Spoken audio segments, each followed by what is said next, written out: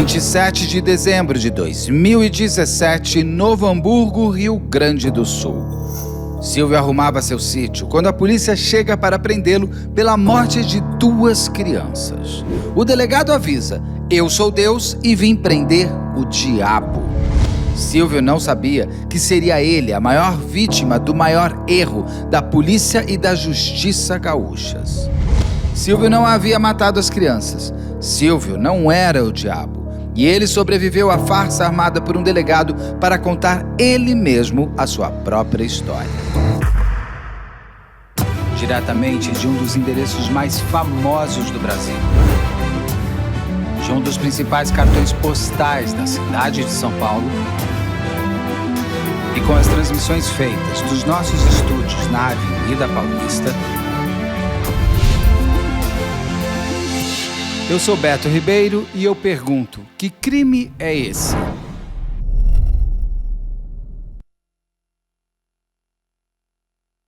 Olá, sejamos todos muito bem-vindos. Por favor, não deixe de se inscrever, curtir, compartilhar, ligar sininho, marque nas suas mídias sociais, nos marque a todos nas mídias sociais. Se puder, seja membro, se não puder, tá tudo certo. Deixe você ver comigo até o final desta conversa que eu vou ter com uma figura central de um crime que vai lá para trás, em tipo caso Evandro, quando inocentes são colocados como culpados, como escola base em São Paulo, onde é organizada uma história para inventar um criminoso e com isso ganhar holofotes e tudo mais, que é o Silvio. Eu já fiz aqui no canal, eu tenho a entrevista com o advogado dele.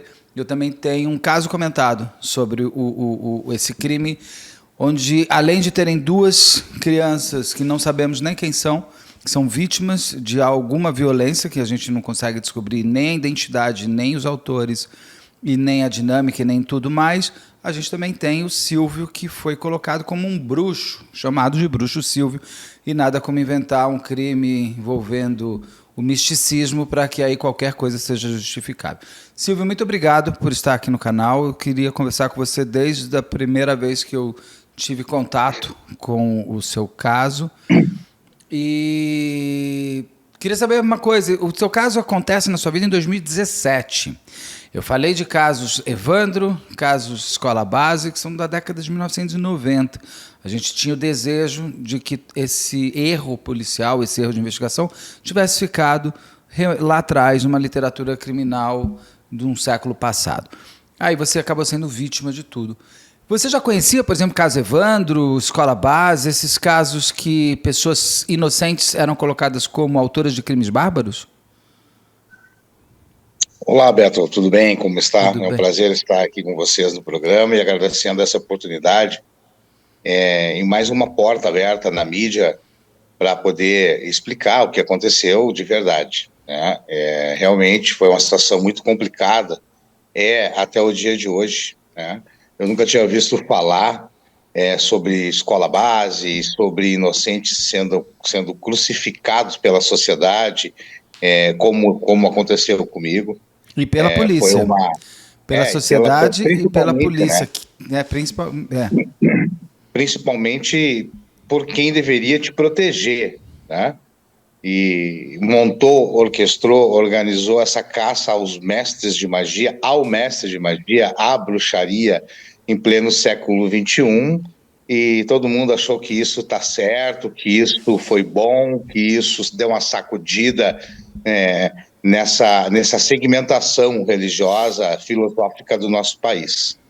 E realmente, no dia 27 de dezembro do ano de 2017, houve o início desse episódio infeliz na minha vida e na vida de outras pessoas que nem sequer ouvi falar. Tem uma coisa interessante, quando você é colocado como autor de um crime de 2 corpos de crianças que são encontrados na mata, até a polícia chegar até você, você já tinha ouvido, você acompanhou o crime, você acompanhou essa descoberta? Não sabia de nada, eu nem tinha visto ou ouvido falar dessa situação de ter achado corpos de criança e nas proximidades da onde eu resido, onde é o sítio, onde é o templo, mas dá uns 30 quilômetros daqui, 25, 30 quilômetros daqui. Teve tal importância esse achado dos corpos das crianças na época, se eu não me engano foi em setembro do mesmo ano, que a mídia local ela não enfatizou isso. Mostraram, acho que alguma coisa pouca, dizendo que acharam, e não enfatizaram, como enfatizaram depois que me associaram a esse crime aí erroneamente. Eu vou pedir desculpa aqui para as pessoas que o Silvio está numa zona rural aqui no sul do Brasil, então por isso que às vezes tem uma queda de imagem, mas o áudio está dando para ouvir bem. Então, se der algum problema, a gente transforma, você assistindo, pensa como se fosse um rádio e ouve que a voz está indo totalmente ok. Silvio, a gente está falando já do crime, eu queria começar antes, agora voltar, isso foi um prólogo. Eu queria voltar um tempo anterior, eu queria conhecer você. Até porque você foi apontado como satanista, sim, bruxo, isso, aquilo. Eu quero saber quem é o Silvio? Quem é você? Você de fato é um bruxo? Você de fato é satanista? Se é, o que significa? Como que você entrou? Me conta a sua biografia antes daquele 27 de dezembro de 2017, por favor. Na verdade, eu sou um mestre de alta magia. Tá? Eu tenho preceitos de Quimbanda, eu tenho preceitos de Umbanda, eu tenho preceitos de bruxaria medieval, né? Então é um pouco de cada coisa que me permite ser um mestre de magia, um professor apto a ensinar, né? Eu venho na minha caminhada há mais de 32 anos, trabalhando com essa segmentação, sou pioneiro no Brasil e na América Latina com a criação do Templo de Lúcifer, o primeiro e único Templo de Lúcifer da América Latina. É claro que hoje existem alguns plágios, existem algumas pessoas que, aproveitando a onda, a moda disso tudo que aconteceu, essa fatalidade, pegando carona na mídia, abriram seus templos aí e se determinam como tal. Eu venho há 32 anos de uma origem religiosa, de uma magia de cabala francesa, de lei de Sabat. São estudos baseados em conhecimentos da antiga Mesopotâmia, da antiga Síria, daquela região hoje onde é o Iraque, onde é o Irã, através de Baal, que é o deus, um dos deuses mais antigos que existiu. Então essa ciência religiosa, esse culto, essa premissa de invocações, abertura de portais, isso eu domino muito bem, são mais de 32 anos fazendo isso. Vim numa família simples, né? A família é de militar, minha mãe é militar, meu pai era militar, do Exército Brasileiro. Morei no interior, na fronteira do Brasil com o Uruguai, onde meus avós me criaram, junto com a minha família. Depois eu vim para Porto Alegre, aos 8, 9 anos de idade. Depois eu casei e conheci a mãe dos meus dois primeiros filhos na cidade de Pelotas, no estado do Rio Grande do Sul, onde eu tive um aprofundamento religioso, um chamado religioso na época muito grande, que me conduziu junto com algumas filosofias de magia africanista, ao que eu sou hoje. Eu não sou um mestre de magia. Você é um mestre de magia, mas você é um bruxo? Eu posso te chamar de bruxo ou não tem nada a ver? Eu tenho bruxaria medieval, mas eu não sou um bruxo, eu sou um mestre de alta magia. Eu trabalho com alta magia. Qual a diferença? Aí eu fiquei curioso. Mas eu tenho... A bruxaria, ela trabalha com abertura de portais, com elementais da natureza. A alta magia, ela já trabalha com abertura de portais através de invocações, de evocações. Aí nós trabalhamos, aí começamos a falar em Metatron, nós começamos a falar em Baal, começamos a falar em Lúcifer, magia luciferina, a alta magia luciferina. Aí falamos de Blavatsky com simbologias, com selos, falamos com diversas linguagens esotéricas, ocultas, antigas. Entendi. Agora, você falou de Lúcifer, que é uma das magias que você se utiliza. O seu Instagram tem Satã no nome no seu Instagram, não tem? O seu Instagram é qual? Não, acho que não. Não. Qual que é o seu Instagram? O meu Instagram Templo de Lúcifer BR. Ah, Templo de Lúcifer, desculpa. Tem diferença entre Lúcifer e Templo de Lúcifer. satanismo? Eu não sou satanista, tá? Então, qual que é a Eu não diferença? sou satanista, não trabalho com satanismo.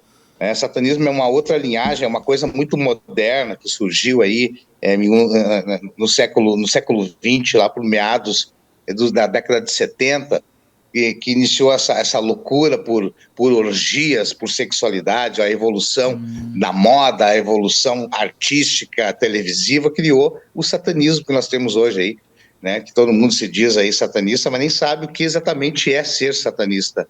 Então, Satanista hoje está ligado a muita orgia, ao Satã, ao opositor, ao menor, porque Satã não é mencionado em momento algum em nenhuma escritura sagrada como sendo o bom, o melhor, né? Então, o Satã é o opositor.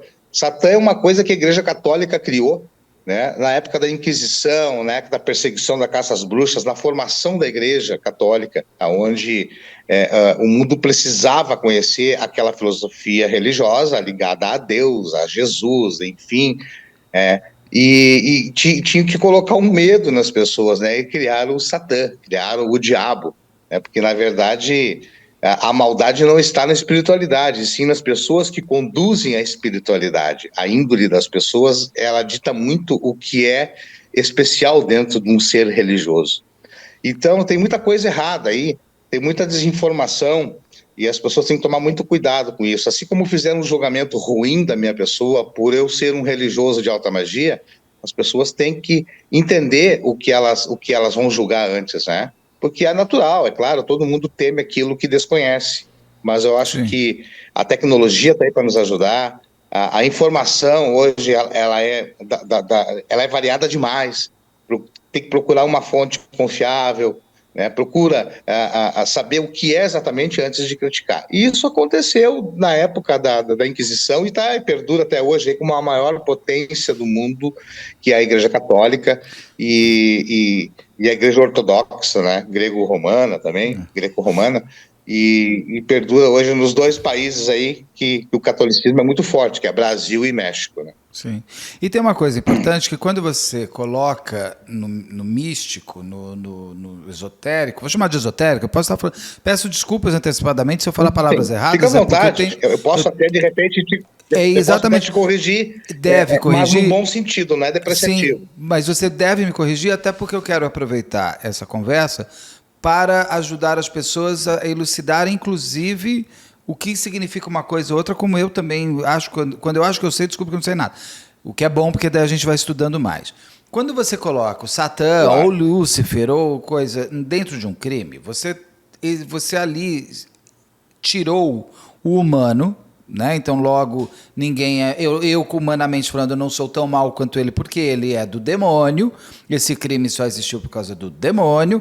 E quando você põe o demônio, tudo é possível. Você pode dizer assim... tudo, vira uma coisa pouco prática na hora de um desenvolvimento, principalmente de um crime, porque aí no crime, mas não tem sangue aqui, porque o diabo tirou. Se o diabo tirou, tudo né, tudo é factível. No caso, você me abriu algumas perguntas, algumas portas aqui que eu queria entender. O satanismo não tem nada a ver com Lúcifer, é isso? Desculpa, cortou a tua pergunta, tu podia repetir? A internet está oscilando bastante. Você falou que o satanismo é algo inventado pela Igreja Católica para que a gente tenha, inclusive, o opositor ao bom, que seria o Satã, o Satã é o mal, o mal não é o humano, então eu sou um ser humano, não sou o mal é o demônio, e o mal está no ser humano mesmo. O Lúcifer, e você é luciferiano, ou luciferinista, como é que eu falo isso? É luciferino. Luciferino. Você é um luciferino. Qual a diferença entre Satã e Lúcifer? Bom, como eu havia mencionado há instantes atrás, a maldade está nas pessoas, tá? Claro, hoje nós estamos falando de diversas ideologias religiosas que existem hoje no nosso planeta, né, no nosso mundo. Coisas que vêm lá desde o antigo, da antiga Mesopotâmia lá. Da criação da escrita, antes mesmo da criação da escrita. Eu sou luciferianismo, é uma filosofia de vida, tá? Então, assim, eu quero que as pessoas entendam que eu não sou do mal, tá?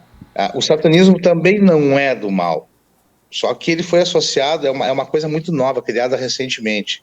Tá? A tua pergunta, ela surge assim, num diferencial. Eu trabalho com luz, né, e satanismo seria trevas, colocando assim, porque no satanismo não existe nada de bom no satanismo. Apesar de quererem colocar que o satanismo é bom, não é bom. Né? O que uma orgia traz? O que uma oferta de esperma através de um ritual pode trazer de bom? O que o corpo de uma mulher ou de um homem em cima de uma mesa, né, servido como banquete para energias negativas, vai trazer de bom? Tá? Então tem esse diferencial. Eu trabalho com elementais da natureza. O luciferianismo é uma filosofia onde tu busca o autoconhecimento, tu busca a aprimoração daquilo que é justo, daquilo que é certo. Em momento algum na Bíblia, Lúcifer é colocado como mal. Quero que alguém me cite que Lúcifer é do mal. Alguma passagem bíblica, ou no Torá, ou no Talmud. Não existe essa colocação. Já Satã já tem diversas colocações, né? Então existe essa diferença. Eu não sei se conseguiu pegar, captar. Peguei, mas é que Qual a dúvida que ficou quanto a isso? Então, geralmente, quando se fala, eu vou escrever um texto, por exemplo, e eu não quero repetir palavras, eu, pelo menos no dicionário, posso usar Lúcifer como Satã, como se fosse um outro nome do diabo. É como se esse é o diabo. Não tem nada a ver. Então, mas não é tem que nada a ver. ele. Lúcifer não tem nada a ver com o diabo. Quem é Ele é Lúcifer? associado ao diabo porque as pessoas desconhecem. Lúcifer é um anjo de luz, é o portador da luz, do Senhor do Archote. É o anjo mais belo que existia no umbral celestial. No umbral celestial. Tá? Então, porque nós temos um umbral, nós temos 3 categorias de umbral. Nós temos um umbral abaixo da estratosfera, tá? E tem 2 umbral acima da estratosfera, né? Que são degraus espirituais. Quando tu morre, tu vai para aquele estágio primeiro, daquele primeiro tu vai passando para o segundo, do outro para o terceiro. E é assim, entendeu? Então, assim, a magia em si, que eu pratico, o luciferianismo, está ligado ao primeiro estágio do umbral, que é aquela coisa boa, aquela coisa de paz, aquela coisa de ter um aprimoramento, assim como a maçonaria tem, assim como a igreja tem um lado bom das coisas, né? Mas por que o Lúcifer é sempre colocado como diabo? Eu aprendi assim. Por causa do desconhecimento. Sei lá, eu vim de escola católica. É o desconhecimento. É a associação. É uma associação ilógica. Lúcifer é um anjo, é irmão de Jesus. Se ele é uma cria de Deus, ele seria irmão de Jesus. Eu estou descobrindo agora. Eu estou descobrindo aqui, conversando com você. Para mim, Lúcifer, até agora, 2 minutos atrás. Nós somos filhos de Deus, um ser supremo Deus, né? O criador de tudo, não é verdade? Adonai. Sim. Se Lúcifer é cria de Deus, ele é nosso irmão. Ele é irmão de Jesus. Não é verdade? Entendi. Ele é um anjo. É um Mas anjo ele não é um anjo celeste, caído? É um anjo caído, por quê? Porque ele teve o olho grande, vamos colocar assim, ele foi um pouco olho grande, ele era o anjo mais belo, ele era um anjo lindo, ele era inteligente, ele comandava legiões de anjos seráficos, e aí aquilo subiu para a cabeça, o poder, então ele caiu para reinar na Terra, que a Terra é o inferno, onde nós vivemos, onde ele traz a luz, o conhecimento filosófico para as pessoas terem a evolução. Porque não existe um inferno. O inferno é aqui. Opa, aqui que filho mata pai, aqui que as pessoas traem, aqui que as pessoas, elas, por dinheiro, por ganância, elas destroem a vida das outras. É aqui que tem o roubo, aqui que tem a mentira. A traição. Aí ficam culpando a espiritualidade. Aqui tem a traição. Ficam culpando a espiritualidade, seja ela qual for. Tem inveja, tem o mal por si só, é o mal genuíno. Agora, só para entender, do Lúcifer, o diabo não é pai de Lúcifer, o diabo não é o Lúcifer. De Lúcifer e diabo tem nada a ver. E o diabo nem existe, na verdade, dentro do que você estuda. O diabo é uma coisa criada pela Igreja Católica e Lúcifer é uma coisa totalmente diferente, aí ligada aos primórdios, né, da espiritualidade no mundo. Então, dentro dessa própria confusão que eu fiz aqui, uma pergunta vale para os dois caminhos. Tanto para quem segue Lúcifer como para quem segue Satã, existe o que geralmente se colocam nesses crimes, que seria a oferenda humana? Eu não entendi a pergunta porque cortou. Podia repetir, por favor? Vamos lá. Um dos casos, por exemplo, no teu caso, no caso Evandro, é colocado sempre como magia. Na época se falava magia negra, que é a magia do mal, que é coisa de Satã, que é coisa de Lúcifer. Tudo se juntou num bolo só. Principalmente porque seriam crianças sendo ofertadas para o demônio. Oferendas humanas para o demônio, seja para Lúcifer ou para o Satã. Satã e Lúcifer pedem oferendas de pessoas vivas, sangue humano? Não. Não. Nenhum dos dois. Não pede. Não pede. Antigamente, vamos falar quando o mundo se criou e as religiões elas se criaram, existia diversos deuses, existiam diversas vilas, tá? O mundo ele não era composto por países ou cidades, o mundo era composto por vilas. Eram vilas primitivas e cada vila tinha o seu deus, tá? Então cultuavam de qualquer forma, né? E numa dessas vilas, eles faziam sacrifício de animais, outras faziam orações, outras abriam portais, outras usavam a medicina de ervas, de plantas para poder curar as pessoas, e outras criaram deuses e mitos na época, achando que poderiam ter algo em troca, ofertando crianças. Aí surgiram o nome de diversos deuses daquela época, que eu não sei enumerá-los agora, né?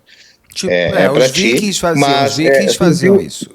Os vikings faziam, inclusive, oferendas humanas. Diversas culturas, lá na antiga Escandinava, como se diz, isso, né? Os vikings ali, eles faziam rituais humanos, sabe? Então, muitas culturas faziam isso. E muita gente trouxe isso para o século XX, para o século XIX, o século XXI.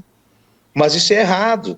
Isso não acontece. Eu não tenho conhecimento de, no Brasil, hoje, vamos colocar na América Latina, alguém que trabalhe com esse tipo de coisa. Se associarem uma criança a rituais desse porte, de sacrifício, isso são sem vergonhas, porque isso não existe. Isso é passado, isso é uma coisa que foi utilizada no passado, assim como aconteceu quando Moisés foi lá escrever as tábuas lá no morro e subiu a lomba para escrever as tábuas lá dos mandamentos. O povo não se revoltou e não criou um símbolo com a cabeça de boi, deram sangue para Deus. Isso as pessoas trouxeram para os séculos subsequentes. Trouxeram para o século XIX, trouxeram para o século XX, e perdura algumas situações dessas hoje aí, mas eu desconheço de pessoas que praticam isso, até porque eu não concordo, e com certeza eu denunciaria o primeiro a denunciar isso. Mas não faz parte da filosofia dessas... o que são religiões? Como é que eu chamo? Lúcifer e satanismo? Filosofias. Não faz parte dessas filosofias. Não. Isso aí não é empregado nessas filosofias. É que é fácil grudar, né? É fácil colar isso. Ainda mais quando não se conhece, fala de diabo, fala de sexo, fala disso, fala de morte. Então, no caso aqui, muito obrigado por você ter me esclarecido essa diferença. Inclusive, você não é satanista, mas você é luciferiano. Não sou satanista. Luciferiano, né? Que fala? Luciferino. Luciferino. Sou um mestre de alta magia luciferina. Tá. Um mestre de alta magia. Tá. Mas aí você exerce esse seu trabalho de aconselhamento, de filosofia para o público que te procura, geralmente querendo alguma ajuda por dinheiro, amor, é isso? O seu trabalho é uma orientação espiritual. Existem diversas circunstâncias, né? Hoje nós vivemos num mundo totalmente capitalista. Falando de capitalismo, as pessoas me procuram, associam o meu trabalho, né, com ritualísticas para poder ter uma desenvoltura melhor no negócio, no trabalho, ter uma desenvoltura melhor financeira, né? Tem muita gente hoje que está passando necessidade, vê na espiritualidade uma chance, um empurrão, um degrau, uma bengala para poder seguir em frente, porque a espiritualidade ela não é somente não é somente te dar dinheiro ou te trazer um amor de volta. Muitas vezes é dar uma força de energia, né, para a pessoa seguir em frente, porque estamos vivendo momentos muito ruins em todos os aspectos, não só no Brasil, mas no mundo inteiro. Por nós estarmos vivendo uma era capitalista, uma era da informação, uma era da fake news, da mentira, né? Muita coisa é dita. A espiritualidade, ela é uma bengala para as pessoas chegarem onde quer, através de um conjunto de medidas ritualísticas, né? E entra aquilo que eu disse há pouco tempo para ti, que um mestre de magia ele tem que ter um pouco de conhecimento de cada coisa, por isso que eu sou um mestre, né, para poder pegar um pouco de cada coisa, esse conjunto de medidas ritualísticas, e montar uma ritualística para que aquela pessoa precise resolver o problema. Seja ele amor, seja ele financeiro, seja ele por um problema de doença. Não sou curandeiro, quero deixar bem claro isso, não faço curandeirismo, mas a magia das ervas, a magia dos elementais, tá? Ela surgiu e trouxe hoje que nós temos a medicina, através dos magistas do passado, dos conhecedores das ervas, dos químicos, dos magos, que transformavam o éter e associaram ao ar, né, que moldavam metais para tornar eles mais valiosos. Então, são os alquimistas do passado. Então, eu também me considero um alquimista, porque eu manipulo elementais da natureza em prol da solução do problema das pessoas, seja ele qual for. Entendi. Aí você estava vivendo a sua vida até 2017 em Novo Hamburgo, é isso? Você está em Novo Hamburgo. Silvio, você me ouve? Tá cortando. Tá cortando? Não, eu estou dizendo o Tá seguinte. cortando bastante. Eu acho que é vocês aí, porque aqui o meu sinal tá perfeito. Eu acabei de gravar e vou gravar. Aqui Quer sair e entrar de novo?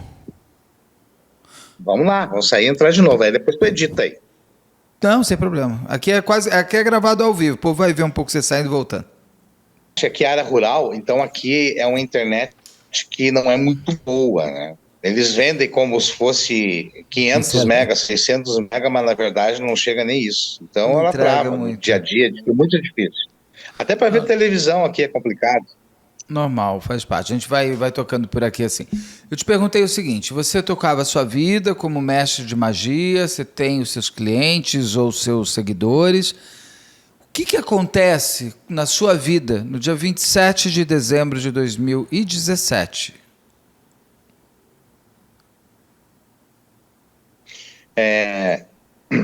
Em 2017, né, antes do ocorrido, antes do dia 27, você está me escutando bem? Tô, sim. Tá. Antes do dia 27 eu tinha uma vida normal, uma vida que eu construí, né, com o meu trabalho, com família, tranquilamente. Nunca imaginava, em hipótese alguma, que isso poderia acontecer comigo. Apesar das entidades, das energias que eu trabalho, 30 dias antes do dia 27 de dezembro de 2017, foi me dito que ia surgir um problema e que eu ia me incomodar com um problema, que eu ia perdurar aí 30 dias aí, que eu ia ficar fora do ar da vida aí das pessoas. Eu não consegui entender muito porque eu não tenho inimigos, aliás, não tinha inimigos. Eu não tinha inimigos, a minha família estava do meu lado, então não tinha nem o que imaginar o que poderia ser. E aí me acontece isso no dia 27 de dezembro. Passamos um Natal maravilhoso, o meu aniversário, que foi em outubro, que é dia 29 de outubro, passei com a família. Depois teve o Natal maravilhoso, juntamos as duas famílias, da minha esposa e a minha. Então foi tudo perfeito. Tudo perfeito.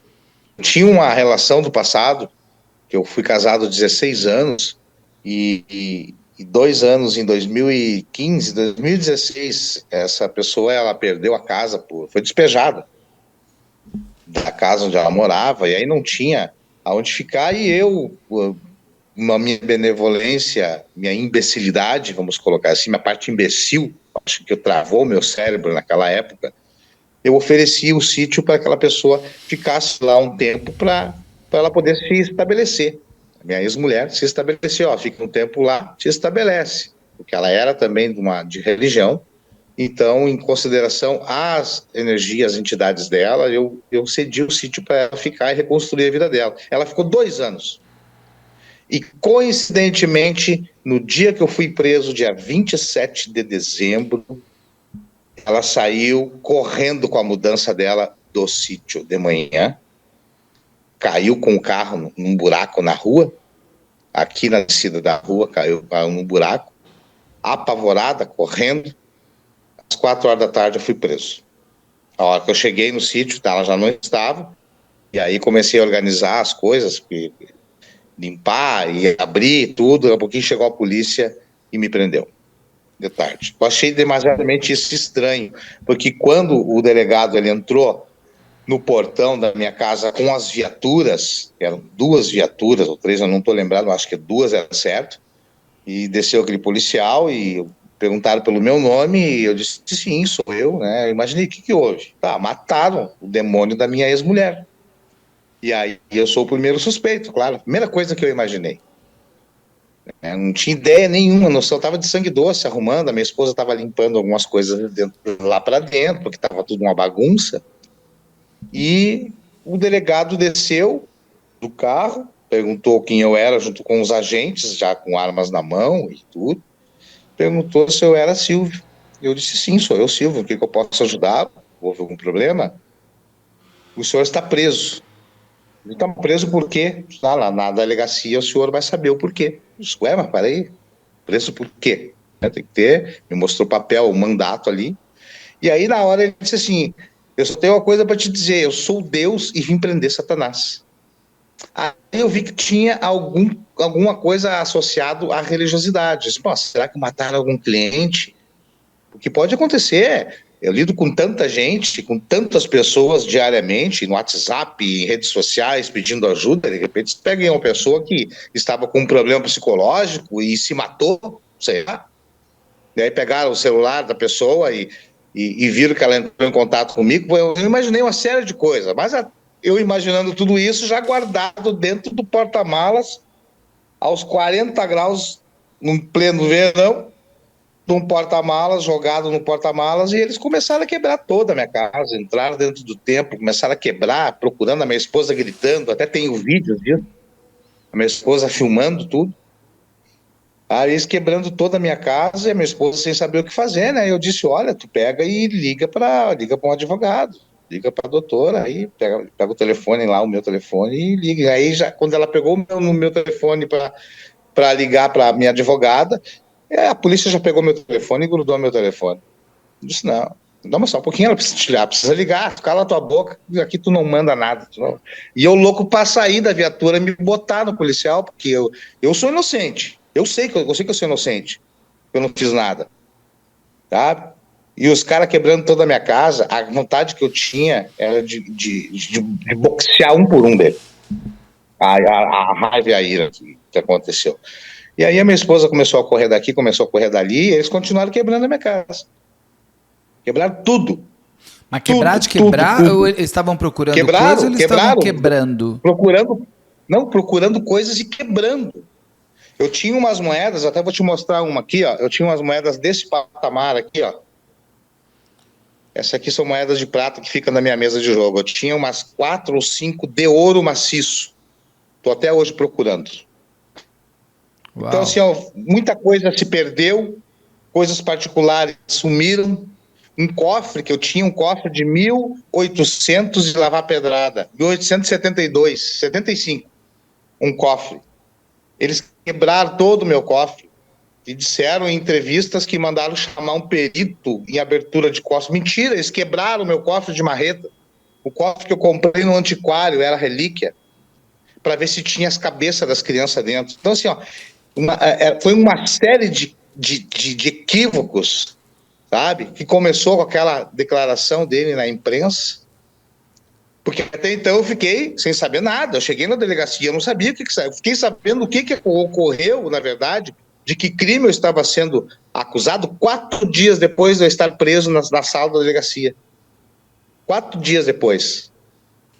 eu fiquei sabendo o que tinha acontecido. Aí lá já botaram dentro da cela dois, um tal de Andrei e outro lá, que era um pai e filho, que estavam envolvidos nessa famosa quadrilha que matou as crianças, dos 7, né, que eu acabei conhecendo lá dentro da cela, o pai e o filho, o Andrei, eu me esqueci o nome do outro lá, o João dos Porcos, uma coisa assim. E eu fiquei sabendo 4 dias depois.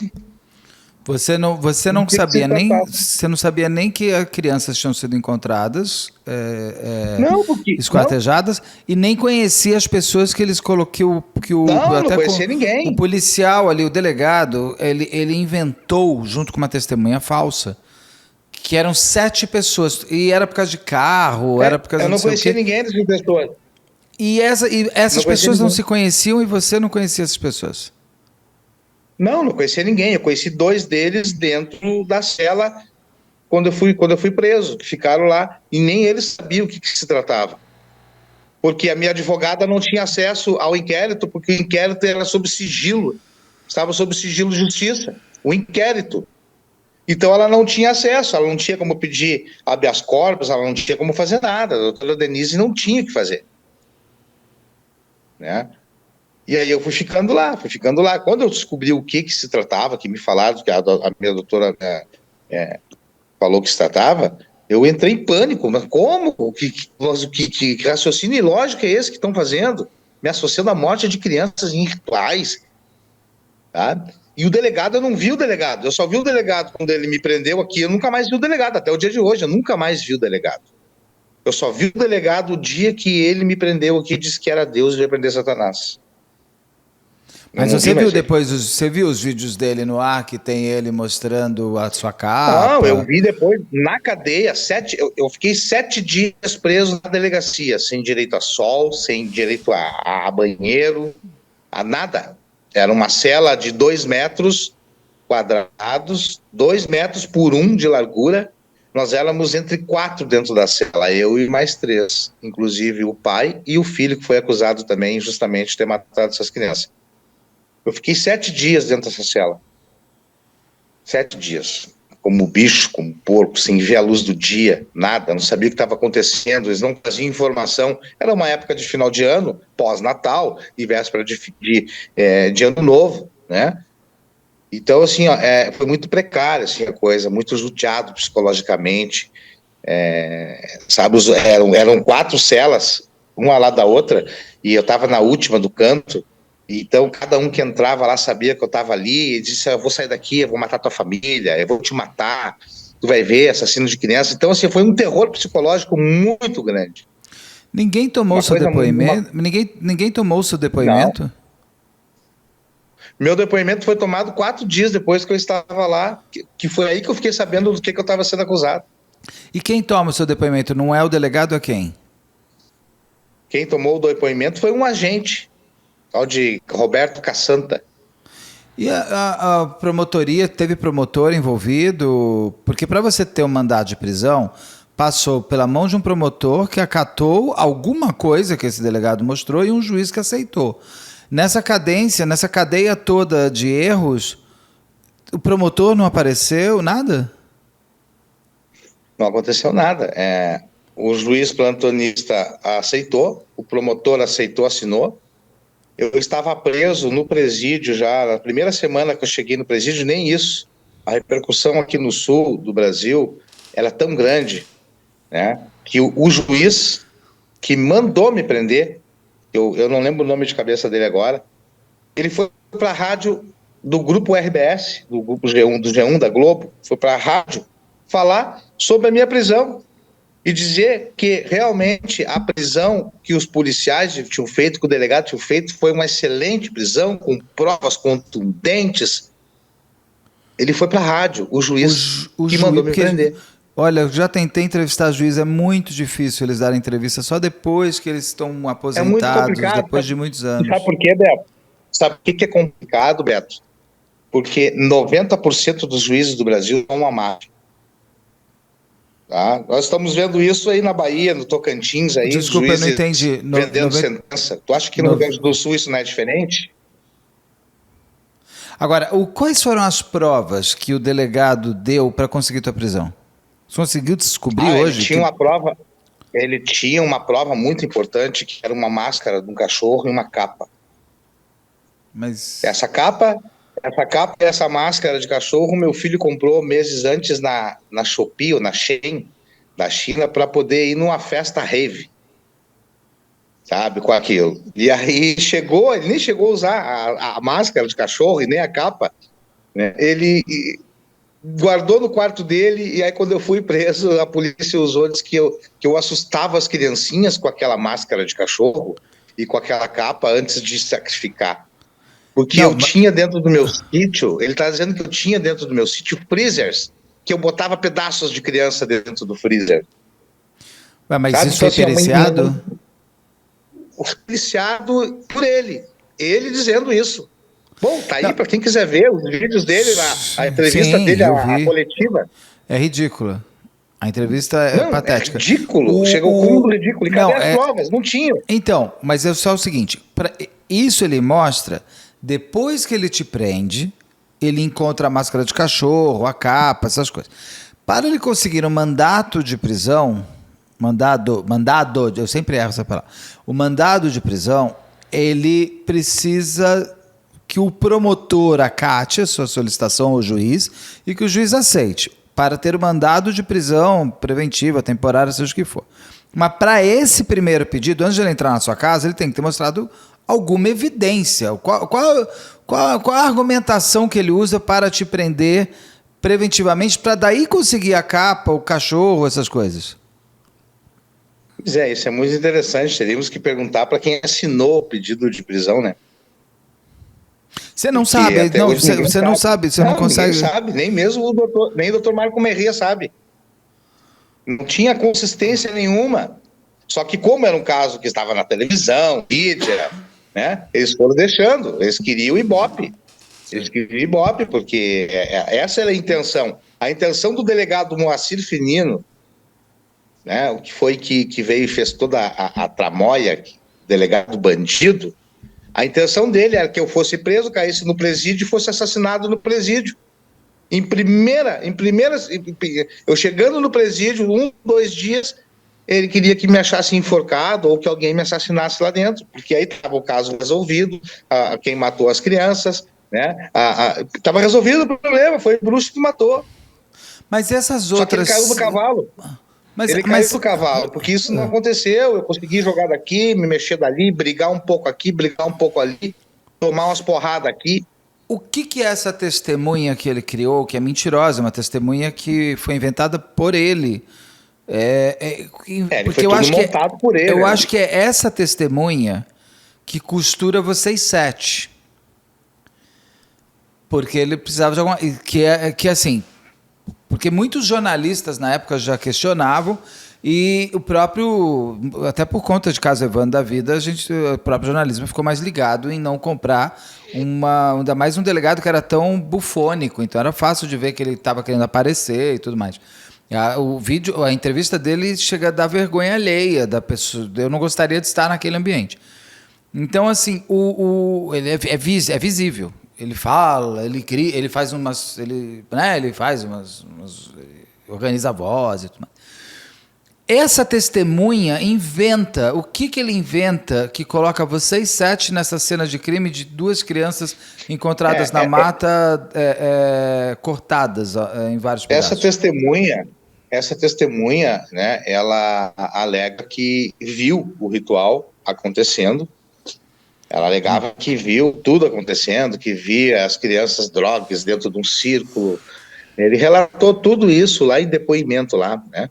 Em troca de proteção, e R$3.000 por mês o sistema protege do governo, sabe? Então, assim, se vendeu por R$3.000, acabou preso, criando essa história junto com o delegado, que era um Paulo... Naubert, o nome dele era Paulo Naubert, até inclusive, coitadinho, pobrezinho, foi abrir a porta da casa dele e tomou uma facada no pescoço, sabe? Uma pena, assim. E isso ninguém mostra, a polícia não mostra, não noticia, a mídia não noticiou, sabe? Por quê? Porque queriam vender. A mídia é tão culpada. A mídia do Brasil, ela é tão culpada quanto o delegado Moacir Firmino, porque a mídia comprou a história do delegado. A Então, o que mídia comprou a acontece? história dos juízes, dos promotores, né? Estava vendendo bem publicidade, anúncios, vendendo jornal, vendendo espaço publicitário, vendendo bem em cima da desgraça que era a minha vida, porque batiam às 6 da manhã, ao meio-dia e às 6 da tarde. E ninguém tentava te Durante entrevistar, Silvio? 40 dias. Ninguém foi atrás da sua esposa para dar uma entrevista, do seu advogado para dar uma entrevista, de você mesmo? Foram atrás dela, acabaram prendendo ela. Ela foi largada às traças dentro do presídio feminino, lá dizendo que era a mulher do bruxo que matou as crianças, por um roubo de luz que eles disseram que tinha dentro da minha propriedade. Junto com a RGE, junto com a Polícia Civil, junto com a mídia, armaram um circo no portão da minha casa, do meu sítio, porque eu não morava no sítio, eu morava numa outra casa que eu tinha, a uns 6 quilômetros daqui. Armaram uma situação para a gente prender ela, pegaram ela presa, prenderam ela, botaram minha mulher lá na cadeia, uma mulher que não tem nada a ver com religiosidade, não tinha nada a ver com religião, não tinha nada a ver com a situação, nem vinha no sítio, nem conhecia o sítio direito, sabe? Então, é uma sucessão de erros pela mídia, pela polícia, pela promotoria, que deveria proteger a vida das pessoas, pelos juízes que nem sequer pediram desculpa pelo fato ocorrido. Até hoje, eu estou brigando na justiça para ter uma reparação e eles estão rindo da minha cara. O sistema judiciário do Rio Grande do Sul está rindo da minha cara. Tá? Os desembargadores, né, com um conchavo, junto com a mídia, junto com a Polícia Civil, não querem nem saber. Eu virei uma estatística. Eu chamei. 15 dias atrás, 20 dias atrás, Roberto, a própria Polícia Civil dá premiação por serviços prestados à sociedade, a Polícia Civil premiando uma rede de televisão. Então, tu imagina o que sobra para mim, que sou um resto coitado, vítima da sociedade, né? Não, vítima não sou, porque eu sou homem, sou forte e eu luto contra as injustiças. Mas você é uma vítima. Eu chamei o seu caso da maior vergonha da polícia do Rio Grande do Sul. Como foi a sua vida dentro da cadeia? Porque abusadores de criança, assassinos de criança não têm vida fácil dentro da cadeia. Como que foi lá dentro com você? A chegada na cadeia, ela foi muito complicada, porque estavam batendo na mídia dia e noite aquela notícia que prenderam o bruxo que matava as crianças. Então eles espalharam a notícia para todo mundo. A polícia mesmo, a própria polícia já no presídio espalhou, se encarregou de espalhar que estava chegando o bruxo que matou as crianças. Não teve um anonimato, não tive, vamos colocar ele num lugar aqui, numa cela segura para não matarem ele. Eles me largaram dentro de uma cela com 250 homens querendo me matar 24 horas por dia. Eu que cheguei, conversei, expliquei, pessoal, o que estão me acusando, isso aí não é verdade, isso aí foi uma armação desse delegado, isso vai ser esclarecido, só precisamos de tempo, meus advogados, para a gente poder resolver para ver o que está acontecendo. Eu não cometi esses crimes. Aí houve uma alma bondosa lá dentro que chegou e disse para mim, não, vamos dar tempo ao tempo, então, para te provar a tua inocência. Mas aqui, nessa galeria onde tu vai ficar, ninguém tem direito de cobrar nada de ninguém. Porque todo mundo aqui tem um crime. Todo mundo cometeu um crime e ninguém cobra nada de ninguém. E aí, me acolheram numa cela, uma das primeiras celas ali, eu não tinha roupa, não tinha pasta de dente, eu não tinha nada. Eu estava virado no que é isso. Arrumaram roupa para mim, me deram alimentação, me deram uma cama para mim dormir. Eu estava muito cansado, eu fiquei 7 dias dormindo no piso, gelado, no chão, com um buraco do meu lado, onde entrava e saía rato, barata, né, na delegacia. Eu fiquei 7 dias assim, eu fedia. Eu tenho uma ideia, dentro da cela onde eu estava, o calor era tanto que eu tive que ficar pelado. Eu tirei a minha roupa para lavar com a água que eles davam de garrafa de 2 litros, garrafa de Coca-Cola que eles juntavam no lixo, eu acho. e botavam água ali, entregavam pela grade assim pra gente. Eu tomava banho com aquela água ali e lavava a minha cueca para poder botar secar para poder usar depois. Então eu fiquei 7 dias assim, feito bicho. Aí eu cheguei lá na galeria, né, da PEG, da PEG lá em Charqueadas, que é segurança máxima. Na chegada, era comida e mijo voando em mim na polícia. Um corredor para te poder entrar assim. E toda a cadeia gritando que ia me matar, que ia me pegar. Imagina, eu nunca entrei numa delegacia, nunca cometi um delito na minha vida. Eu entrar dentro de um presídio com todo mundo querendo me matar. E me largaram no meio de 250 homens, não me botaram numa celinha fechada. Eu não podia ir para o pátio, porque o pátio podia me matar, porque são várias galerias juntos. Então o terror ele foi constante, mas é incrível que pareça, quem devia me proteger não me protegeu, e quem estava preso pagando por suas penas foi o que me protegeu dentro do sistema penitenciário. É porque talvez eles reconhecessem que eles não reconheciam em você os criminosos que eles eram. Na verdade, eu não vejo dessa forma. Eu vejo assim, ó, eu vejo que cada um lá cometeu o seu crime, ou por insanidade, ou por loucura, ou por desejo, ou por prazer, ou seja lá o que for, ou até mesmo por injustiça, né? Ou descaso da justiça ou da sociedade com eles. Que tem gente que tem que estar preso, claro, tem gente que estava lá, que pegou 400 anos, tem gente que que era estuprador, tem gente que era tarado, tem gente que era louco, que tinha insanidade mental, estava tudo junto ali, tudo misturado. Era um que é isso? Então eu tinha que estar sempre cuidado. A primeira orientação que eu tive quando cheguei, que não era para mim comer comida de estranhos. Não pegar comida de ninguém lá que me oferecesse comida, não era para mim comer, que eu podia estar envenenado e eu podia morrer. Então, no início, eu passei fome, assim, porque eu tinha medo de comer. Eu tinha medo de comer, eu tinha medo de tomar uma água, eu tinha medo. Então, tudo que eu pegava para me alimentar, eu tinha que verificar antes. E aí, com o passar dos primeiros dias, aí teve a visita, né? Demorou 15 dias para eu receber visita da minha família, e aí a minha família trazia comida, trazia dinheiro para mim, e aí eu conseguia comprar a minha alimentação e misturar com a alimentação do sistema penitenciário, que é horrível, tá? Imagina tu sentado numa mesa comendo num panelão, vem uma comida num panelão carregada pelos próprios presos ali, que é desumano. É desumano o que o sistema, o Estado faz com o presidiário. Mais que eles mereçam, alguns deles mereçam, é desumano. E aí nós recantávamos a comida, vinha a carne, eu pedia carne, a minha esposa levava a carne, eu comprava no mercadinho que tinha lá dentro, né? E refazia comida de novo, para a gente comer dentro da cela. A gente comia com tranquilidade, sabia que não estava envenenado. Entendi. Mas foi cruel. A chegada foi cruel. A chegada foi assim, ó, horrível. Eu ainda mais, isso até hoje. Ainda mais que você não fez nada e você não sabia nem do que estava acontecendo. Você tem alguma ideia? Que todas as celas têm televisão, né, dentro da cadeia. Aqui no Rio Grande do Sul, todos eles têm televisão. Eles têm televisão, eles têm rádio, eles têm alguns privilégios, né? Algumas celas têm esses privilégios aí. Um preso que tem um poder aquisitivo melhor, ele tem a televisão. E todos os dias era uma loucura, porque era a mídia dizendo que eu matei, eu dizendo que não fiz. O delegado dando entrevista dizendo que eu matei, eu dizendo que mas tu tá batendo contra a televisão, o delegado, o juiz, que foi para a rádio gaúcha, do Grupo RBS, da entrevista dizendo que foi sensacional a operação, que estavam de parabéns.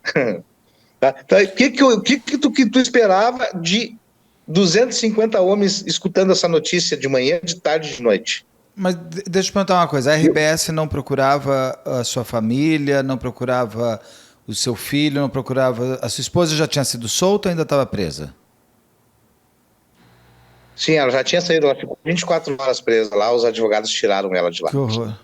E assim, os grupos de comunicação não procuravam o seu lado, o lado dos outros 6 presos, para que pudessem ter o direito de também falar? Vocês não tinham a mesma possibilidade de contar? Até hoje. Nenhuma delas se reportou e fez pedido de desculpas. A única que se prontificou a fazer, depois que eu saí da cadeia, uma entrevista comigo foi o jornal do SBT, que dá ao meio-dia aqui no estado do Rio Grande do Sul, e foi a única. As outras batiam dia e noite, batiam em mim. E eu entrei com um processo contra essa gente toda e estou perdendo todos os processos, porque se eles me derem ganho de causa, eles estão assinando embaixo de que a polícia do Rio Grande do Sul cometeu um erro gravíssimo. E eles não me dando ganho de causa, empurrando meus processos e me negando os processos, né, eles dizem que a polícia do estado do Rio Grande do Sul é maravilhosa. Realmente, a Polícia Civil faz um ótimo trabalho no Rio Grande do Sul, mas houve essa falha. Houve essa falha. É uma falha reconhecida é uma falha reconhecida inclusive pela própria polícia. A polícia que consegue parar o erro, o erro não, o crime que estavam cometendo contra você. Você tem alguma ideia de por que esse delegado, junto com essa testemunha, por que eles inventaram e te colocaram como o centro de tudo? É que, na verdade, eu sou muito conhecido, sempre fui muito conhecido, né? Eu comecei o meu trabalho e fui para as redes sociais, logo que saiu a internet, comecei a divulgar o meu trabalho pelo mundo. Então, eu conheci o mundo através da minha religiosidade, montei bases na Europa, montei bases importantes aí na Grécia, né? Viajei pelo mundo buscando conhecimento religioso. Isso tudo foi exposto na internet. Eu sempre coloquei tudo que eu fiz na internet, dentro do que é espiritual, as buscas, as caminhadas que eu fui, Santiago de Compostela, na Espanha, Grécia, Egito. Eu fui atrás da religiosidade, do conhecimento, né, nesses anos todos. E aí causou uma notoriedade. Hoje, se falar hoje em alta magia no Brasil, na época eu era referência mundial em alta magia. Hoje eu já não sei mais, mas a própria mídia falava que eu era referência mundial no quesito de alta magia e religiosidade, solucionando os problemas das pessoas. E esse delegado, ele pesquisou, ele organizou, orquestrou tudo isso, porque dentro da casa do delegado, quando a corregedoria foi para prender ele e averiguar o que tinha na casa dele, acharam um monte de anotações, um monte de manuscritos, tudo sublinhado com marca-texto, o que ele tinha que falar, o que ele tinha... Então ele orquestrou toda essa situação para comigo e para com os outros, tá? Que para te ter uma ideia, ele queria se lançar como candidato a deputado federal ou estadual daquele ano seguinte, 2018, teve eleição. Ele queria, porque ele estava prestes a se aposentar, né? Então ele viu uma oportunidade na morte dessas crianças em setembro e as férias do delegado Roberto Baggio, que foi de setembro, no mês de dezembro, ele sabia que ia assumir a delegacia, então ele orquestrou tudo aquilo ali para que eu fosse preso, achasse o assassino das crianças, eu fosse assassinado e ele fosse o salvador, o herói da cidade. E sucessivamente já ia se candidatar a deputado federal, estaria eleito hoje, vivendo na teta do governo, e eu morto. Essa era a ideia dele, só que o tiro saiu pela culatra. Só que nada disso aconteceu. Aconteceu uma parte do plano dele, mas ele não conseguiu controlar a vida. A vida ela é maior do que qualquer controle. Quando você soube que você ficou quanto tempo preso no total? Eu fiquei 46 dias preso. 7 dias na delegacia e 39 dias no presídio de segurança máxima. Quando você foi solto, você soube por quê? Você viu dentro da cadeia o delegado voltando a assumir o cargo dele e falando, temos que olhar direito esse inquérito, isso, aquilo. Você sentiu esperança? Você já sabia que estavam reolhando que você não era culpado de nada e culpado de tudo era aquele delegado? Você já tinha alguma informação disso ou foi surpresa quando você saiu? Na verdade, eu vendo todas as declarações dele na mídia, o que a mídia estava falando, eu via que estava ali, a minha vida tinha acabado, porque alguém estava arquitetando, até então eu não sabia que o delegado Moacir Firmino ele era do mal ou ele era mentiroso. Eu só sabia que eu era inocente, que alguém estava armando uma situação para mim. Porque eu sabia que eu nunca vi aquelas crianças, eu sabia que eu nunca tive na tal localidade de Lomba Grande, nem de passeio, nem de passagem. Eu sabia disso. Então eu sabia que alguém estava orquestrando. Aí eu pensei em alguns inimigos que eu pudesse ter. O único que eu tinha na época era minha ex-esposa, né? E eu pensei, é coisa dela que está armando isso, não aceitou a separação, o divórcio, enfim, e está usando dessa artimanha para acabar com a minha vida. Mas você até apontou, Sabe? que ela E foi sai no isso que eu dia. pensei. No dia que você é preso, ela saiu. Ela tem alguma coisa a ver com essa história? Não. Exatamente. Eu fiquei sabendo depois da primeira visita, lá na primeira visita não, eu fiquei sabendo através da primeira advogada, a doutora Denise Pelizoni, que poderia ser algo relacionado à minha ex-mulher, porque ela me falou que ela saiu correndo do sítio no dia que eu fui preso e caiu numa valeta ali, ela estava desesperada indo embora. Eu disse, pô, tá pronto, então é ela que armou a situação junto com o delegado e me prenderam. Mas não é real O isso. que eu vou fazer agora? Eu não tenho o que fazer. Eu disse, ela, não tenho o que fazer. O que eu vou fazer? Eu sou inocente, vou provar isso como? Não, mas Como tudo é bem, que eu vou mas, provar que eu sou inocente? mas sua ex-mulher não tem nada a ver com isso. Não sei. Até hoje ninguém me disse nada. Ela foi chamada para depoimento pelo doutor delegado Roberto Baggio, o delegado Baggio. E eu não sei o que estava nos autos lá, tem segredo de justiça ainda, né? Porque Mas, não foi solucionado esse problema, não virou processo, está um inquérito ainda na delegacia e está sem sim. solução. E Então está você. lá dentro desse inquérito lá o É, depoimento dela, e eu não o, sei o que foi dito. mais chocante desse caso, além de você e os outros 6 terem passado pelo que vocês passaram, existem 2 corpos que você não sabe nem quem são, nem o que aconteceu, nem se tem que não tem solução. Ficou tentando achar uma solução absurda, midiática, e não Sabe se o que eu acho? investigou nada. Sabe o que eu acho, Beto, interessante? É que os corpos dessas crianças, né, de acordo com a polícia específica, a científica, ela verificou que esses cortes nas crianças, as crianças não têm cabeça, não acharam a cabeça até hoje.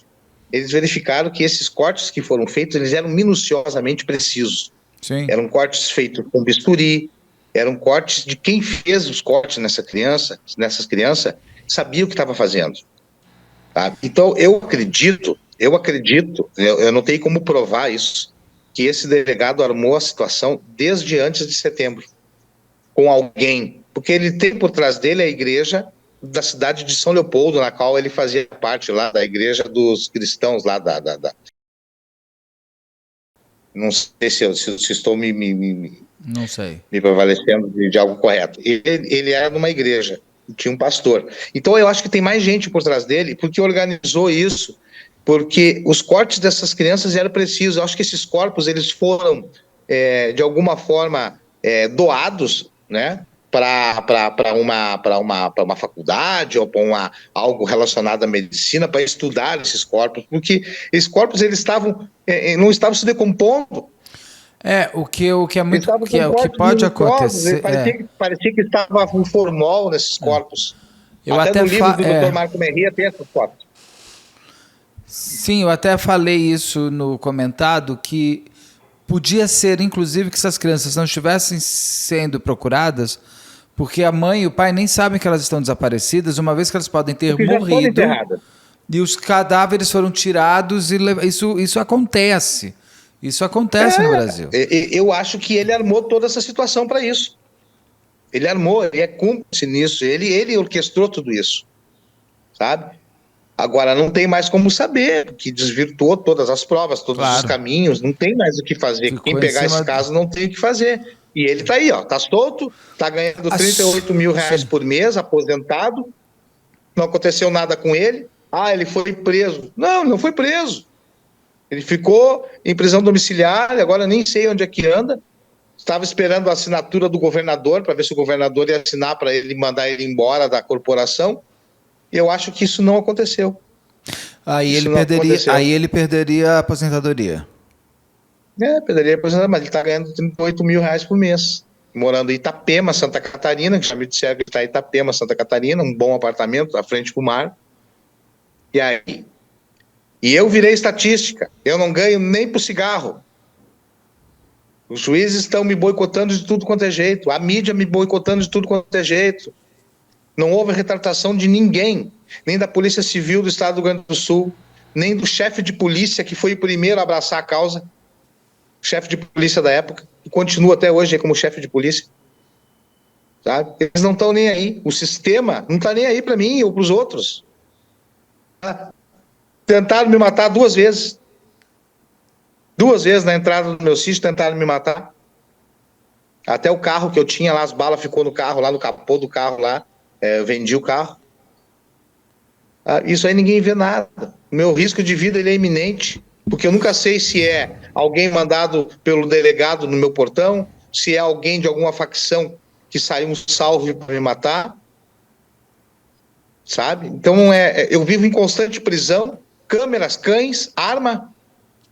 Eu não posso fazer nada público, eu não posso fazer uma festa de religião na minha casa, porque eu não sei quem vai entrar, pode me executar. Você perdeu seus clientes? E ninguém não está nem aí, Beto.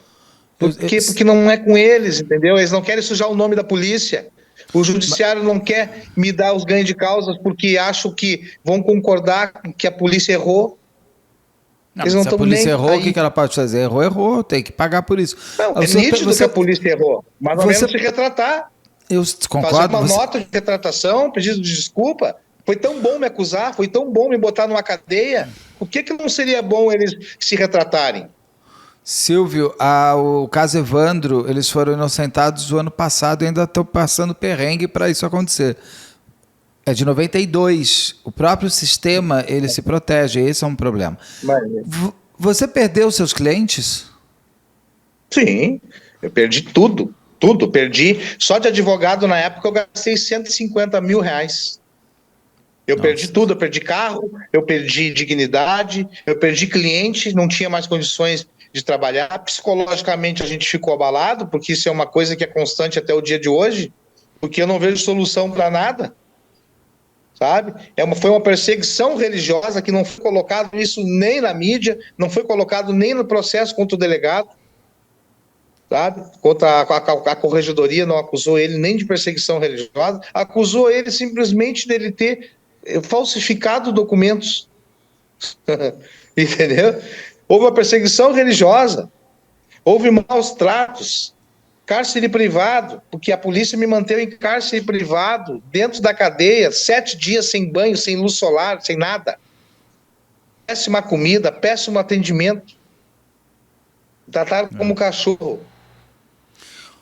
Você quando saiu da cadeia e entendeu que você estaria sendo libertado, inclusive inocentado, não sei se naquele mesmo momento, mas pelo menos tirado como autor de um crime bárbaro, qual foi o misto de emoções? De alegria, de medo? As pessoas te abraçaram concordando que você não fez nada? Como foi isso? Foi muito estranho, porque eu me lembro como se fosse hoje. Eu estava com uma vassoura na mão, varrendo a cela, aonde eu estava preso, varrendo uma cela, e em frente à minha cela tinha um senhor, que eu não lembro o nome dele, tinha um rádio, ele escutava um rádio na Rádio Gaúcha, naquele momento. E ele me chamou, olha só, estão falando de ti aqui na Rádio Gaúcha, e eu atravessei o corredor, que dava 2 metros, atravessei, entrei na cela, e aí o locutor falando lá que deu uma reviravolta no caso das crianças esquartejadas em Novo Hamburgo, uma reviravolta muito grande, que os acusados estavam soltos, já estavam na rua, e que o delegado tinha forjado provas, que era tudo uma mentira, tudo uma montagem do delegado. A cadeia parecia que era um jogo entre o São Paulo e Corinthians, e o São Paulo tinha feito um gol, a torcida toda comemorando, a própria cadeia comemorando aquela notícia de que tudo que de que tudo que estavam me acusando era uma farsa, era uma mentira. E aquele momento, ele foi único. Tá? Eu pude captar aquele momento, absorver aquele momento único na minha vida, porque eu sabia que eu estava falando a verdade e eu estava provando, aquela notícia estava provando que tudo aquilo que eu disse naquele tempo todo dentro, dentro do sistema penitenciário era verdade. Mas que doido, você ficou sabendo pela alegria, rádio. eu chorava de emoção, eu chorava de alegria, e aí começou a repercutir aquilo. Só que aí já tinha noticiado que eu estava na rua, mas eu não estava na rua 2 dias. Então, eu estava preso ainda. Então, isso que é o mais doido, porque você ficou sabendo que teve reviravolta, que você não era mais olhado como culpado dentro da cadeia. O certo seria você ter sido a primeira pessoa a descobrir isso e ter te tirado. Quanto tempo você ficou na cadeia ainda esperando sair? Eu saí naquela noite. Foi de tarde, foi lá para umas 4 horas da tarde, 3 horas da tarde, isso. E eu saí, se eu não me engano, eram umas 10 da noite. Aí eu imaginei assim, né? Até o diretor da cadeia veio, me pediu para falar comigo, eu desci para falar com ele. E aí ele pegou e disse: olha, tem que ter cuidado, não sair agora, né? Tu tem que abrir o olho, porque vai ter muita imprensa, vai ter muito repórter. Eu disse: não, tranquilo quanto a isso, né? Ah, ele fala bem aí do sistema penitenciário. Eu disse: não, eu vou falar o que eu acho que eu devo falar. Né? Mas assim, ó, desde já eu lhe agradeço, que era a Brigada Militar que estava fazendo a segurança de todo o presídio. Aquele presídio ali era a Brigada Militar, não era a SUSEP, a Brigada Militar, e eu disse: olha, com certeza, eu fui muito bem tratado por vocês, policiais, eu fui muito bem tratado pela Brigada Militar. Né? Eu vou falar o que é verdade. Quando eu saí, eram 10 horas da noite, eu tinha uma... Eu começo a rir porque, assim, ó, dentro da desgraça, eu consegui achar um pouco de alegria também, porque era um momento único. Eu estava saindo da cadeia, do presídio, eu estava provando a minha inocência no que eu disse ali dentro para eles. Aí começava uma nova etapa de eu provar na rua de que eu era inocente e começar a buscar os culpados para penalizar eles judicialmente, espiritualmente, sabe? E aí... quando eu saí na porta do presídio para a rua, eu tinha um pouquinho de dinheiro, eu deixei um pouquinho que eu tinha de dinheiro, eu deixei para os guri que estavam na cela, gurizada, com vocês aí, ó, para vocês comprar uma Coca-Cola para vocês aí. E a minha saída foi uma emoção muito grande, porque era um monte de gente querendo me abraçar no corredor, sabe? Até eu chegar na saída, querendo me abraçar, dizendo: bah, cara, sorte para ti, sucesso, e a gente se vê lá fora, sabe? Tipo de coisa assim, sabe? E quando eu saí do presídio, só estava o meu advogado, não tinha ninguém, não tinha mídia para publicar que eu estava saindo, não tinha mídia para dizer que houve um equívoco, olha, desculpa, não tinha nada, não tinha ninguém. Só estava o meu advogado, o doutor Marco Merria, estava a bancada junto, estava ele, mais 2 advogados junto, que foi que me levaram para casa. Na hora que eu cheguei em casa, a minha esposa estava me esperando, eufórica, sabe? E aquela emoção de chegar em casa, de tu abraçar tua mulher, sabe? De tomar um banho, de comer uma comida especial. Isso foi muito bacana, foi muito legal. Mas ninguém da imprensa te ligou, ninguém da polícia te ligou, ninguém tentou falar com você?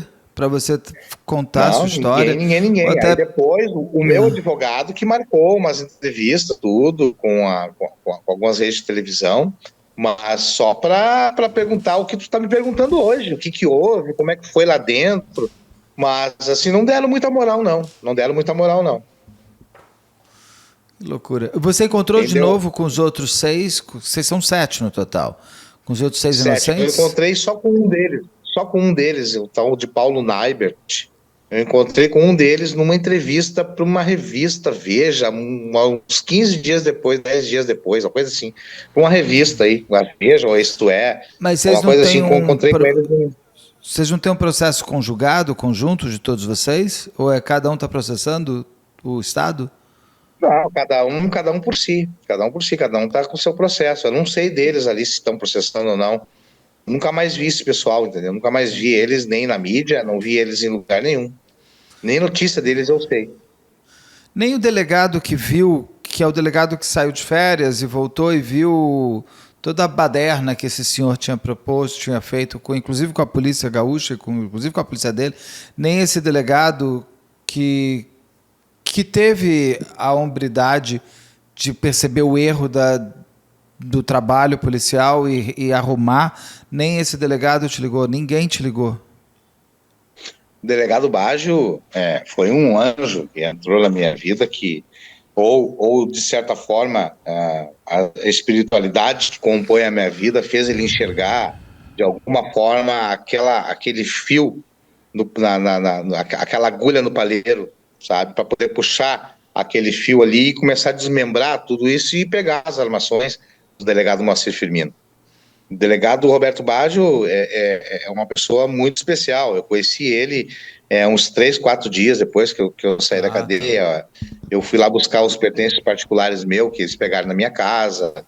E aí eu tive a oportunidade de conversar com ele, né? Agradecer ao mesmo tempo também pelo trabalho que ele fez, né? Se não fosse por ele e pela expertise dele como profissional correto, justo, né? Maçom, como ele né? Como nós somos, né? Somos maçons e nos identificamos nisso, eu estaria preso, eu acho que eu estaria morto hoje. A minha sorte, Beto, que esse delegado Moacir Firmino foi um imbecil ao cubo, tá? Ao cubo, porque ele podia ter pego as raspas do corpo dessas crianças ou o sangue dessas crianças e ter colocado no meu altar. Aí eu tava ferrado. Eu tava morto plantar provas ele podia mesmo. Ele podia ter feito isso, ele não fez isso. Ele estava tão deslumbrado que ele não conseguiu nem plantar a prova, que foi a minha sorte. Fica arrogante. O narcisista sempre fica arrogante, né? Aí ele só se olha, ele acha que já está com o jogo ganho e não precisa fazer mais nada. Isso dá trabalho também. Isso que você está falando dá trabalho. Isso que você está falando precisa ser inteligente e tal. E também a própria testemunha mentirosa dele caiu por terra. Ela é que entrega, né, também. Ele tinha forjado tudo em torno de uma testemunha que não viu nada. Era muito frágil. Tudo que ele inventou era muito frágil. É muito frágil, mas estava todo mundo acreditando nisso. Claro, porque era uma boa história. A história, de novo eu te falo, se eu ponho o diabo, isso, aquilo, tudo fica factível. O sítio, você ainda tem o sítio hoje? Tenho, resido nele, moro nele. É onde você está agora? Onde eu estou agora. Esse templo aqui é tudo novo, né? Ele tinha quebrado tudo, a polícia quebrou tudo. O Firmino, né? A equipe do Firmino quebrou. Eu reformei tudo reformado, tudo novo, com muito custo. Estou tentando voltar a trabalhar lentamente, devagar, né? Não posso apressar as coisas. As pessoas, elas, quando associam o meu nome e procuram na internet para ver a confiabilidade, transparência do meu trabalho do templo, eles se deparam com mais de 5.000 notícias sobre minha prisão, sobre a acusação que fizeram, e nem todos têm o conhecimento, o entendimento de ver que aquilo ali foi uma armação. Que já passou. Mas eu acho que hoje, eu acho que hoje, se você googar o seu nome, uma das primeiras coisas que aparecem são o caso comentado em entrevista com o seu advogado. É uma das primeiras coisas que aparece. Se não for a primeira. Eu não sei, porque eu nunca mais procurei nada sobre isso. Assim, é bom, porque eu espero que as pessoas vejam a história real. Silvio, você tem clientes hoje? Você falou que está voltando, você perdeu os de trás, mas você está conseguindo voltar com a sua espiritualidade? Você ficou, juntando mais uma pergunta, você ficou bravo com a sua espiritualidade, com tudo que aconteceu com você? Você ficou de mal? Porque tem gente que às vezes fica bravo com a sua própria espiritualidade que te colocou no caldeirão do inferno, de fato. Dito isso, também já emendando, você hoje já consegue trabalhar de novo? Já está tendo os outros novos clientes? Em momento algum eu fiquei brabo com minha espiritualidade, Beto, porque eu sempre soube o que eu tenho, a forma como eu trabalhei, a forma como eu sempre conduzi as minhas ritualísticas dentro da minha filosofia religiosa. Então eu nunca fiquei contra eles em momento algum. Até muito pelo contrário, eles estavam presentes comigo, dois guardiões meus presentes 24 horas comigo na cadeia, preso.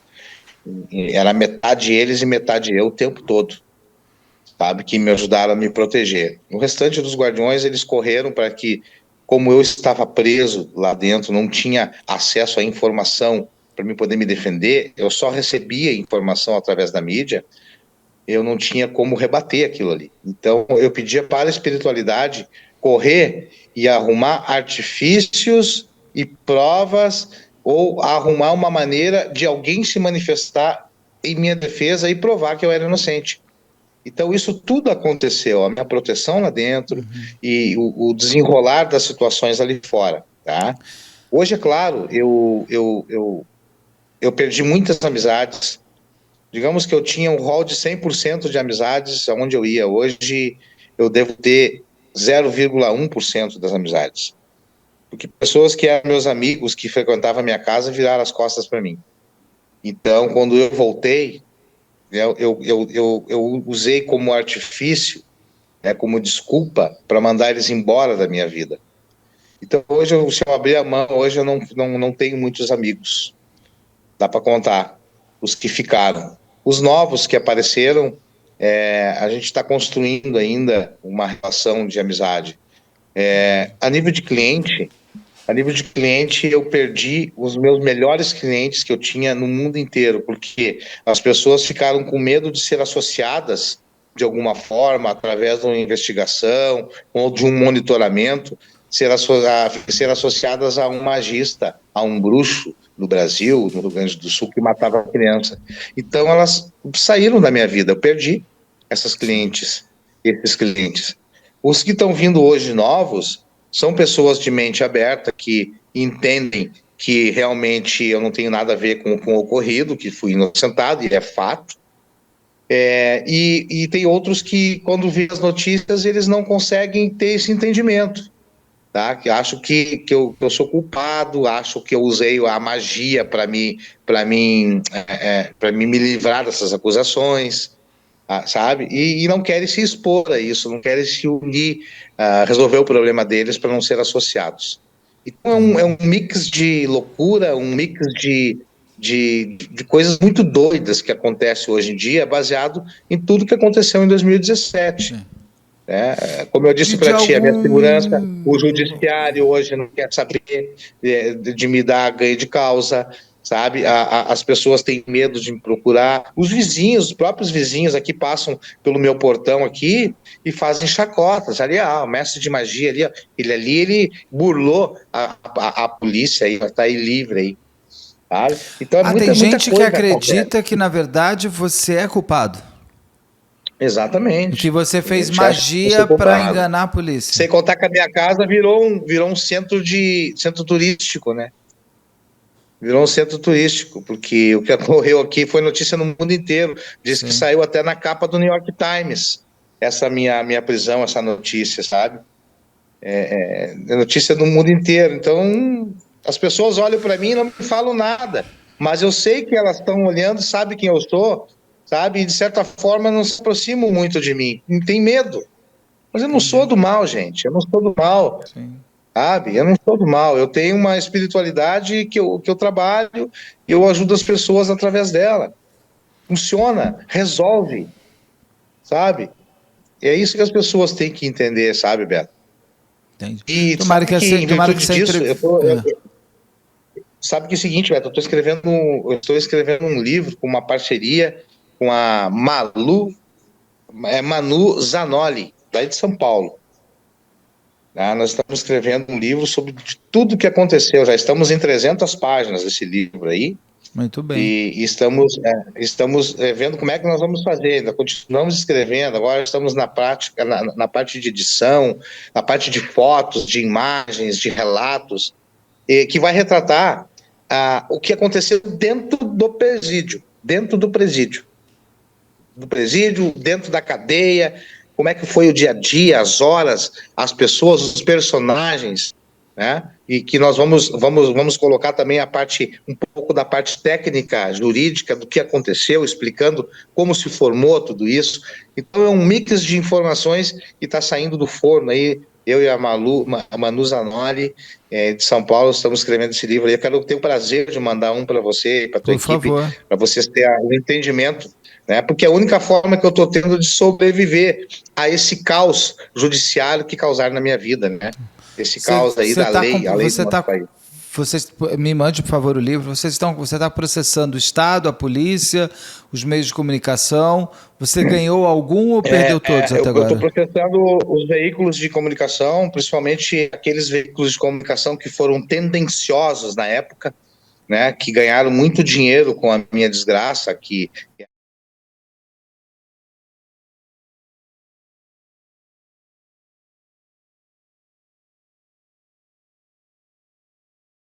a minha prisão, o processo, o inquérito era sigiloso, só que o jornal, a mídia tinha acesso a isso.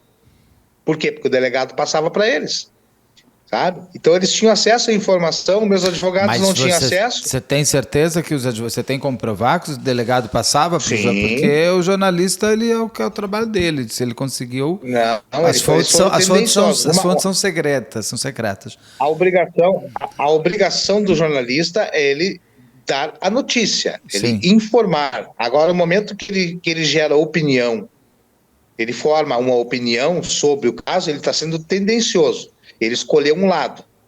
Então, se ele escolhe um lado, ele tem que responder pelo lado que ele escolheu. Não é verdade? Então, assim, é claro, eu concordo que a fonte, nós temos a fonte primária, a fonte secundária, tá? Eles tinham a fonte primária. E dali da fonte primária, eles criavam outras situações. Eles procuraram famílias minhas no interior do estado, na porta das famílias, da minha avó, dos idosos lá, para querer dar entrevista para quem eu era, como é que eu era como criança, e publicaram isso numa capa em 2 páginas de jornal, no jornal dominical da Zero Hora, aqui do estado do Rio Grande do Sul, do Grupo RBS. Quem eu era, me botaram até como ex-garçom, de ex-garçom a executor de criança. Então eles fizeram um perfil meu, então eles foram tendenciosos, que eles foram buscar informação minha e criaram uma maquiagem para vender jornal, para vender publicidade, para vender assinaturas. Deixa eu fazer uma última pergunta aqui. O que eu fiquei curioso, a sua ex-mulher, você nunca mais conversou com ela? Você nunca perguntou para ela se ela estava envolvida? Nunca mais vi. Nunca mais vi, não sei até hoje se está envolvido ou não tenho provas, né, para dizer sobre isso. Mas é mais assim, por curiosidade, se você teria conversado com ela. O delegado, se ele quisesse, o delegado que te pôs na cadeia, se ele quisesse conversar com você, você aceitaria? Olha, eu não sei qual seria a minha reação, realmente eu não sei qual seria a minha reação. Se ele te mandasse o pedido de perdão, você perdoaria? Eu, como religioso, eu perdoaria, como religioso. Porque o humano, ele está apto a errar, né? Em uma fala, como eu fiz agora nesse momento contigo, e em alguns atos também o ser humano, ele é falho. Mas assim, eu como ser humano falando, eu não perdoaria ele, porque ele, além de causar uma reviravolta na minha vida, ele colocou a minha família em risco. Então eu, como homem, eu não perdoaria ele, mas como religioso eu perdoaria, porque nós seres humanos estamos sujeitos a falhas. Tá. Eu espero que o canal esteja te ajudando a mostrar para as pessoas que você é um inocente, que foi um inocente útil para um grupo de pessoas erradas para fazer o mal em cima de um crime que tem que se ver qual foi esse crime. E que o canal está aberto aqui para quando você tiver novidades, me mande o livro, eu quero ler. Quando você tiver mais resultados dos processos, nos avise, a gente faz uma nova conversa. E desejo de verdade que você consiga... Ainda é tudo muito recente, faz o quê? 18, 19, 20, 21, 3, 4 anos com uma Covid no meio. Então, que você consiga se resgatar e você consiga conquistar tudo isso que você tem de direito, realmente, que é, no mínimo, uma retratação do Estado, do governo federal. Do governo estadual do Rio Grande do Sul. Estadual. Que já começou errado. O Estado não processei. Entendeu? Porque eu já perdi no processo contra o delegado, Os desembargadores não me deram. Todos os outros processos eu estou perdendo. Os indenizatórios, sabe? Eu estou perdendo. Então, assim, eu não quero ficar rico, eu não quero viver de Não, mas você processos. precisa Eu ter quero de volta o dinheiro uma que você perdeu. reparação. No mínimo. Eu quero uma reparação, porque eles quebraram toda a Quanto, minha casa, eles quanto, quebraram todo o meu qua- cofre. quanto, Me faltou um monte de peças particulares minhas, não. sumiram, o computador quebrou, E quanto custa um dia na sabe? cadeia de uma pessoa inocente? Quanto custa a sua casa sendo revirada? Quanto custa você perder clientes? Quanto custa mexer na sua vida profissional? Isso tudo aconteceu. Isso é seu Eu perdi direito, com muito certeza. cliente. Com Eu recomecei certeza. do zero, tudo de novo, Beto. Recomecei do zero, tudo de novo, sabe? Sim, E eu não estou aqui me vitimizando também, eu estou esclarecendo o que aconteceu, sim. né? Que é Uma o mais versão importante aqui falada por mim. para as pessoas te conhecerem, conhecerem a sua voz também aqui. Porque o É, vídeo tá e meio se ruim, puder mas o também, áudio Beto, tá se dando quiser para colocar ouvir. ali o endereço, se quiser colocar o endereço do meu site aí também, pode colocar a Não, divulgação, eu estou à disposição. a gente tá colocando o seu Instagram para as pessoas poderem te procurar também. Silvio, muito obrigado. Foi um prazer te Ok, conhecer então. pessoalmente. Fica aberto novamente aqui, te falo o canal e espero o seu livro. Ok, muito obrigado pela oportunidade, desculpa alguma coisa. Imagina, não tem culpa de nada, foi ótimo. Muito obrigado. Boa vida, boa luz para todos nós. Obrigado. Obrigado. Tchau, tchau.